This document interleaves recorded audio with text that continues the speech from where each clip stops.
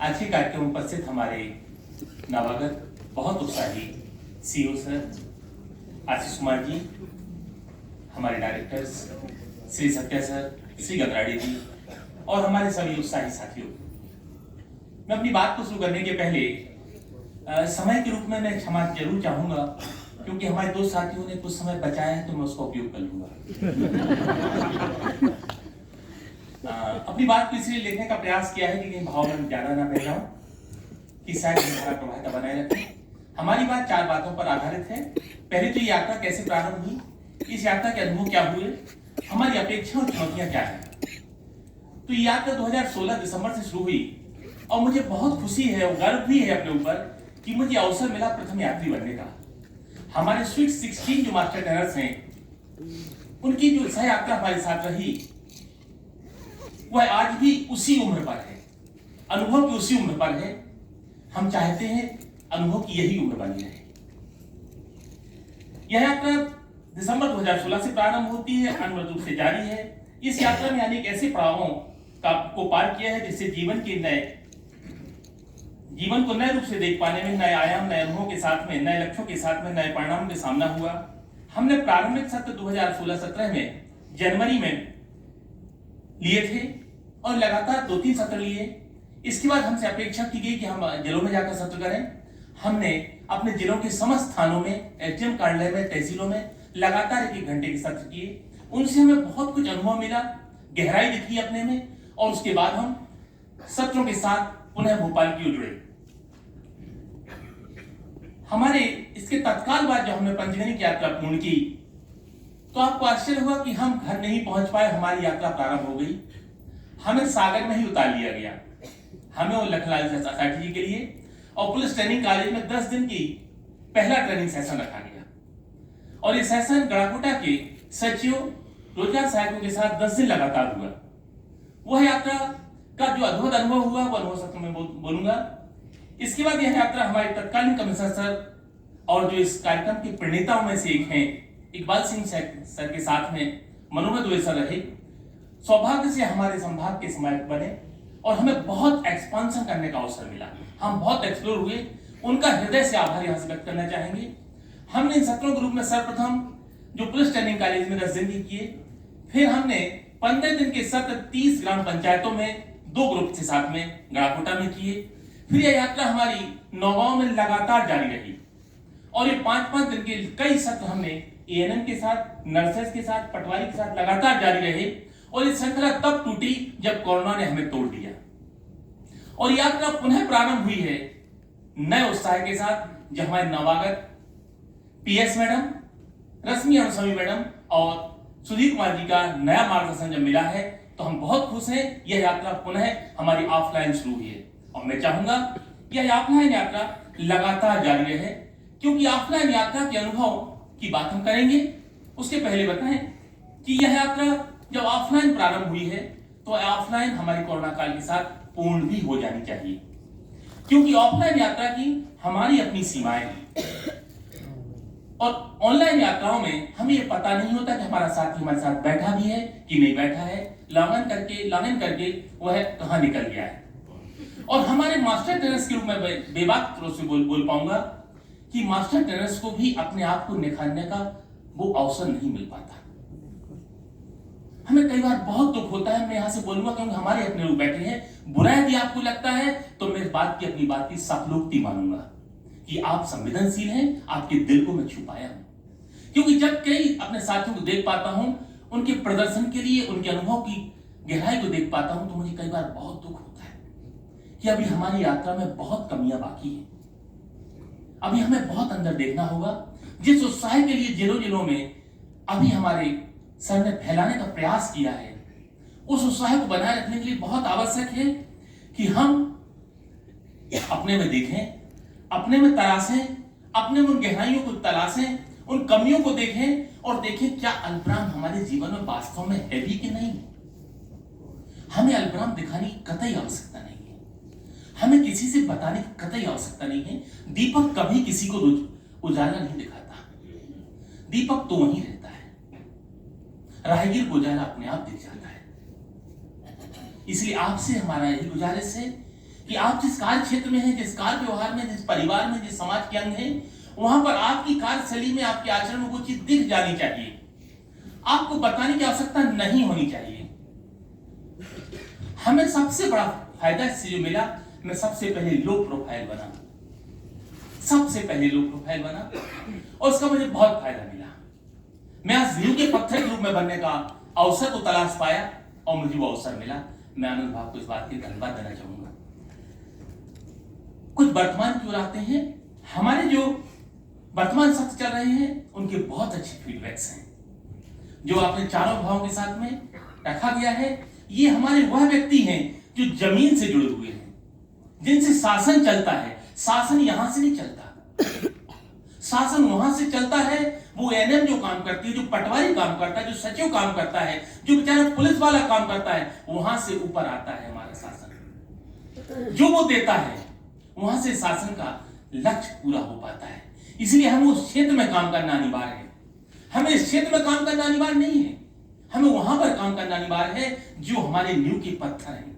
और सर ने जिस बात को सोचा है वह वास्तव में बहुत अप्रतिम कल्पना है। उन्होंने बहुत सही बात रखी गई है कि हमें उसी क्षेत्र में काम करना है। हम आते हैं कुछ अनुभवों के साथ में। अनुभव के बाद में पहला सत्रों का अनुभव 2016-17 का और आज का अनुभव रखेंगे, बीच के अनुभव को छोड़ देंगे। पहला अनुभव क्या आपको बताएं, वो एकलव्य हम लोगों को मिला जब हम पुलिस ट्रेनिंग कॉलेज में सत्र कर रहे थे। हमारे साथ एक ड्राइवर था, हमारे साथ मुकेश जी, हिमांशु जी, जीतेश जी, सभी लोग हुआ करते थे। हमारी 2 टीमें जाया करती थी पुलिस ट्रेनिंग कॉलेज। रोज जो रेस्ट हाउस था, सर्किट हाउस था, वहां से लेके पुलिस ट्रेनिंग कॉलेज पहुंचाया जाता ड्राइवर, और हम लोग की रोज बात करता जाता, बात सुनता जाता था। उसको वो प्रतिभागी नहीं था, उसका काम आना और जाना था और गेट पर खड़े हो जाता था हम लोगों के सारे सुनने के लिए। आप आश्चर्य करेंगे, 10 दिन तक था, एक संडे को वो चला गया। हम लोगों ने कहा कैसे जाएंगे, हम लोग जैसे ऑटो किया पहुंच गए। हम लोग थोड़े से नाराज थे, अभिप्राय उतना गहरा नहीं था, या ड्राइवर ने धोखा दे दिया, आप तो सरकारी कर्मचारी मानिए अपने आप को। हम लोग फिर भी गए थे। दूसरे दिन जब वो आया, उसके चेहरे पर बड़ी प्रसन्नता थी और हम लोग चेहरे पर बड़ा रोष था। क्या कल इसने हम लोग को सेशन में लेट करा देता है कि हम लोग पहले ना पहुंचे होते ऑटो से। उससे पूछा, भाई, बोले भैया मुझे कुछ बोलना है आप लोगों से। मैंने कहा क्या बोलना है, इसकी बात सुन लेते हैं। तो बोला, आप लोगों के 1 हफ्ते के बाद मैंने आज 30 साल की दीवार तोड़ दी।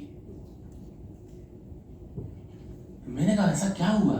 हिमांशु जी, जीतेश जी, मुकेश जी, अजीत जी, हमारी पूरी टीम थी आईएफसी की। बोले भैया हम तो बाहर बैठते थे गेट कीपर के माफे, और आप लोग 100 लोगों के साथ बात करते थे। मैं सिर्फ आप लोगों की बातें सुनता था, और हम 2 भाई एक दूसरे के खून के प्यासे थे, सिर्फ बंटवारे को लेकर। हम लोगों के बीच में 30 साल से बोलचाल नहीं है, दीवार खड़ी कर दी आंगन में हम लोगों ने। एक ने बाप को बांट लिया, एक ने मां को बांट लिया। मुकेश जी हमारे गवाह है। मां यहां नहीं आ सकती, बाप वहां नहीं जा सकता है, दोनों भाइयों के बीच में बंटवारा है। पर इस 7 दिन का आप लोगों का साथ में हमने कल दीवार तोड़ दी जाके, और बासी ईंटों की दीवार तोड़ी उसने। 9 इंची दीवार को तोड़ी, पत्थरों की बनी थी। बोले हम दोनों भाइयों ने, पहले हम लोगों ने बहुओं को साथ में रखा, बच्चों को साथ में रखा, पापा दादा दादी को साथ में रखा, बाई पिताजी को साथ में रखा, ये सब उसके, और उनके साथ में हमने माफी मांगी, भैया आप जैसा चाहे तो वैसा कर लो, ये दीवार कब तक रहेगी हमारे बीच में। ये वो एकलव्य था जिसको हमने द्रोणाचार्य की माफिक शिक्षा नहीं दी थी, पर उसने गुरु मान लिया था हम लोगों को। हम लोगों का कर्तव्य पूर्ति वहां से प्रारंभ हुई। और दूसरी घटना, उसके पहले की घटना, पंचगंज जाने से पहले घटना में इतना बता दूं, इसकी गहराई के बारे में नहीं जाऊंगा, सिर्फ आखिरी लाइन पे जाऊंगा कि मैंने अपने जो रिफ्लेक्टिव बिहेवियर था मेरी पत्नी के प्रति, अपने ग्रह कलह का, जो हमारे साथी हमारी समीरा जी, हमारी बहन बैठी हैं, वो जानती हैं वो किस ग्रह कलह से हम लोग निकल कर आए हैं। शायद उस ग्रह कलह का परिणाम ये होता है, आनंद भाग से नहीं होते, क्योंकि हम दोनों यहां नहीं होते। हमने अपने रिफ्लेक्टिव बिहेवियर की माफी अपनी 25वीं वर्षगांठ पर प्रयागराज के गंगा जी के घाट पर डुबकी लगाकर अपनी पत्नी से निभाई। हमें अपना गवाह स्वयं बनना होगा। यदि आप अपने व्यवहार के लिए अपनी पत्नी का सामने नहीं बोल सकते, बच्चों के साथ नहीं बोल सकते, परिवार के साथ नहीं बोल सकते, तो आपके जीवन में प्रारंभ नहीं है। आप बाहर वालों के साथ कोई भी अल्पराम लेते रहिए, ये कोई अल्पराम नहीं है। अल्पराम हमें वहां चाहिए जहां आपका कार्य व्यवहार है, जहां पर आपका कार्य क्षेत्र है, जहां पर आपका प्रभाव क्षेत्र है। यदि वहां आप हिचक रहे हैं, इसका मतलब आपके मन में कुछ ना कुछ तो है। तो साथियों, ईमानदारी के साथ आगे बढ़ना होगा। मैं समय सीमा से बाहर जा चुका हूं, मैं क्षमा चाहूंगा, पर बात अपनी रखता रहूंगा। मैं आखिरी क्षण में बोलूंगा तीसरा अनुभव, जो हमारे साथी अभी सर ने नौगांव में कार्यक्रम शुरू किया था और उसके बाद पूरे जिलों में शुरू हुआ, जहां हमारे कलेक्टर सर ने, सुधीर कोचर सर हैं और बहुत अच्छा कार्य कर रहे हैं, आपके साथ रहे हैं सीएम हाउस में, बहुत उत्साही हैं। उन्होंने जब न्यूज पढ़ी छतरपुर के सेशन में दमोह के साथियों की, तो उन्होंने टीएल में उन साथियों को बुलाया है कि अधिकारियों के बीच में उनके अनुभवों को रखिएगा। और मैं अपनी व्यस्तता के कारण, मजबूरी में, शासकीय व्यवस्था के कारण उन पर नहीं पहुंच पा रहा हूं। कल ही कार्यक्रम में थे मध्य प्रदेश स्थापना दिवस में, कल रात में ही मुझे 82 कब लाओगे उनको? मैंने कहा सर आप भोपाल भेज रहे हैं हमारी रात में। सत्य सर ने बोला आना ही अनिवार्य है। सत्य सर के सामने मैंने कहा सर का भोपाल से फोन आ रहा है, मुझे जाना पड़ेगा। तो मुझे इमीडिएट 11 नंबर में आना पड़ा भोपाल। कार्य क्षेत्र का व्यवहार ये होना चाहिए कि आपके एक निवेदन के लिए आपका बॉस, बड़े से बड़ा बॉस, आपके ऊपर विश्वास करके तत्काल छोड़ दे। जबकि आज मुझे मंत्री जी के पास रहना था। ये मेरे विश्वास की कार्यशीलता वहां पर है कि वो विश्वास की धरोहर मेरे साथ है, मुझे गवाही नहीं देना पड़ती अपने कार्य में। अब मैं आता हूं उन चुनौतियों और अपेक्षाओं के ऊपर। साथियों, मैंने बीच में बात रखने की कोशिश की थी। ऑफलाइन सत्र हमारे लिए बहुत लाभदायक है।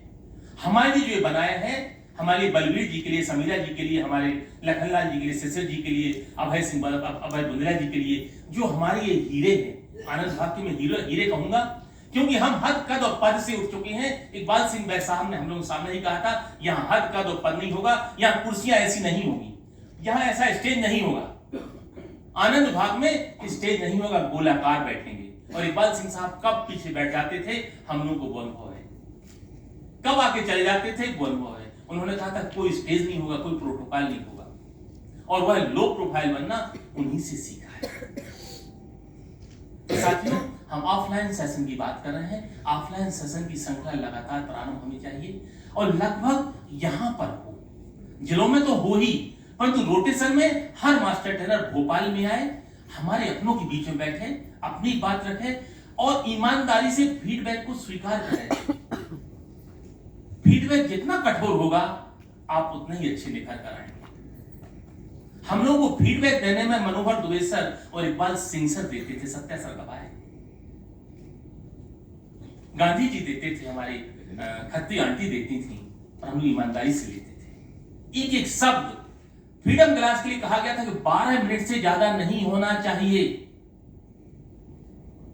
श्री सुमन जी बैठे हुए, 17 मिनट का पहला मेरा था पंचगनी में, फिर 14 मिनट लाया, फिर 12 मिनट लाया, और आज तक 12 मिनट से 1 सेकंड बाहर नहीं हो पाता है। इतना कॉम्पैक्ट हो, क्योंकि इंजेक्शन जितना कॉम्पैक्ट होगा उतना ही इंट्रावेनस काम करेगा। इसलिए साथियों, हम अपने अनुभव की बात रखी गई थी, इसलिए मैंने आपसे 30 बार क्षमा चाहूंगा समय के लिए, क्योंकि मुझे बोलने का अवसर, मेरे अंदर बहुत दर्द है, मैं बता दूं ईमानदारी से। जब मैं ऑनलाइन सेशन में बैठता हूं तो मुझे बहुत दर्द होता है साथियों, बुरा लगे इसकी मुझे कतई परवाह नहीं है। ऑनलाइन में मैं क्या देखता हूं, 60 का रजिस्ट्रेशन करता हूं, 30 आते हैं, 30 हम तो कोरोना काल में हम लोगों ने 0 साथियों के साथ सेशन किए, 0 साथी। हम लोग का आत्मबल बढ़ा था, हम लोग कोई फर्क नहीं पड़ता। अभी हमारे साथी ने ऑनलाइन सेशन लिया, सर एकमात्र व्यक्ति था, हमारे राजा भाई थे, कोई फर्क नहीं पड़ता। हमारे लिए इतना तरासा गया है, इतना घोटा गया है, कोई फर्क नहीं पड़ता। कौन सा स्टेज है, कौन सा स्थल है, कौन सा समय है, कोई फर्क नहीं पड़ता, क्योंकि हद कद और पद से जब तक आप नहीं उठेंगे तब तक आप अपनी सीमाओं में बंधे रहेंगे। इसलिए साथियों, ऑफलाइन सेशन से जुड़ने का प्रयास करिए, अपने आप को वास्तविक तौर पर रखने का प्रयास करिए। ये मत कहिए कोई कहानी सुना देना, ऐसा मत प्लीज, ये अंदर तक नहीं जाता है। आप अनुकरणीय नहीं हो पाएंगे, सराहनीय तो बन जाएंगे, प्रभावशील तो बन जाएंगे, पर आप अनुकरणीय नहीं हो पाएंगे। अनुकरणीय तब होंगे जब आपके अंदर की बोझ, अंदर की ऊर्जा बाहर निकल पाएगी, और उस ऊर्जा को निकालने के लिए आपको अंदर के मानव को प्रज्वलित करना होगा। यदि वो अंदर की अग्नि आपके बाहर नहीं आएगी तो ये बाह्य आडंबर कब तक उड़े रहेंगे? ये बाह्य आडंबर ज्यादा देर तक नहीं रहने वाला। मुझे बहुत दुख होता था जब मैं ऑनलाइन सेशन में बैठता था और अपने साथियों को सुनता था। मैं 3 साल से फीडबैक देना बंद कर दिया। मैंने आखिरी फीडबैक दिया है, हमारी बहन बैठी हुई है गोधा मैडम के लिए, नहीं आपको नहीं दिया, गोधा मैडम को दिया था। आज उनसे माफी मांगी क्योंकि मेरा बहुत लंबा फीडबैक हो गया था, क्योंकि दर्द मेरे साथ था, हमारे साथ की मैडम है वो, इसलिए उनको फीडबैक दिया था। राजा भाई एक बार लड़े भी थे कि सर आप फीडबैक नहीं देते। मैंने कहा फीडबैक देने के लिए ग्रहणशीलता तो होनी चाहिए। Thank you.